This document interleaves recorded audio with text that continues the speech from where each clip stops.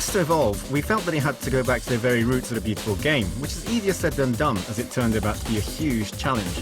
So what was it that we focused so much of our efforts on? That's team strategy.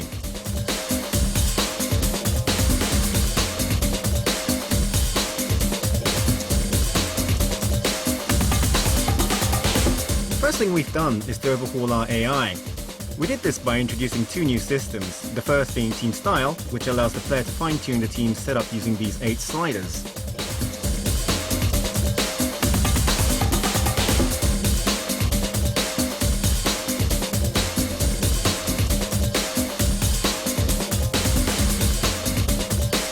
Let's see what happens if we mess around with player support. Move it towards 100, which is max, and the players will move ahead of the man in possession when waiting for the ball. Move it to 0 and they will all drop back behind him.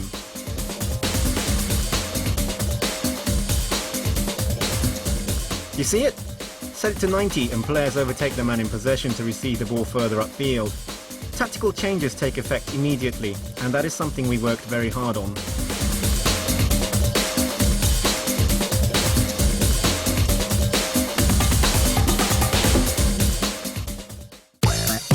Okay, this time, let's see what happens if we adjust the support range.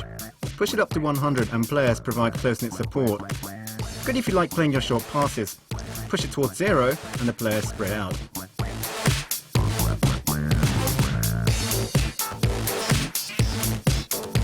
We've set it to 10 this time. Seems the perfect length for playing long balls, but you can see it really isn't the setup to play balls along the ground. It's always best to experiment to find your own level.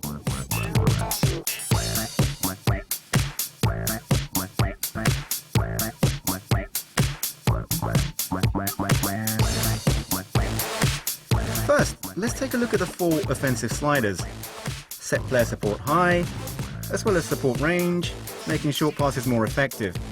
Position switches frequent, and attacking style more towards using the flanks, as Barca are a side that likes to play with width.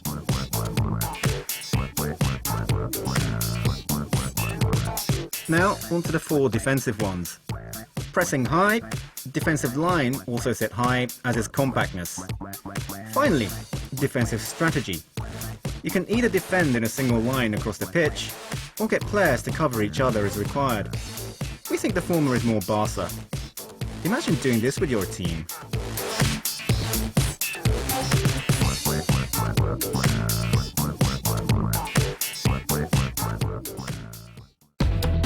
Now, on to the second of the major additions, which are the cards, of which playing style cards are the most significant. While these cards give players a unique edge, it won't boost their parameters in any way, but they certainly provide you with more tactical options.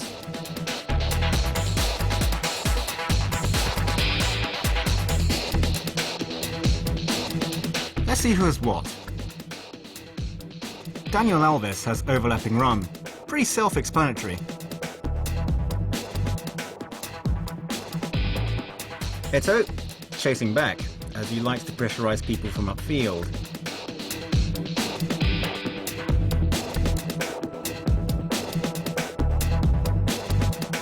Henry likes to shoot across goal inside the 18-yard box, so cut-back pass.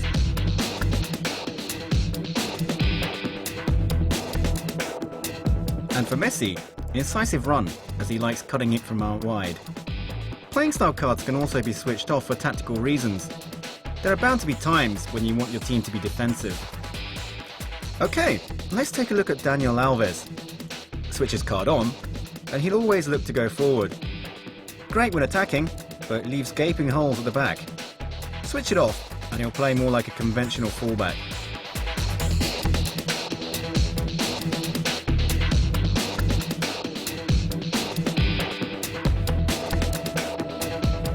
In PES 2010, there's a huge range of tactical cards.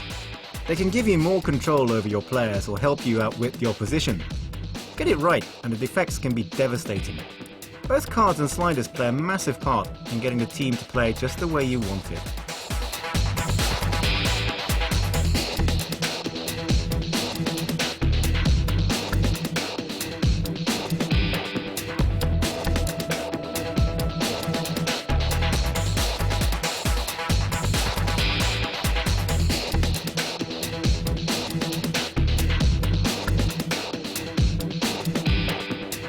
So these are some of the ways in which PES is evolving. It gives you, the player, a much greater level of control in setting up the team. We hope that fans can find honing the tactics and settings to perfection through many hours of play and the odd sleepless night a rewarding experience in creating your own winning formula.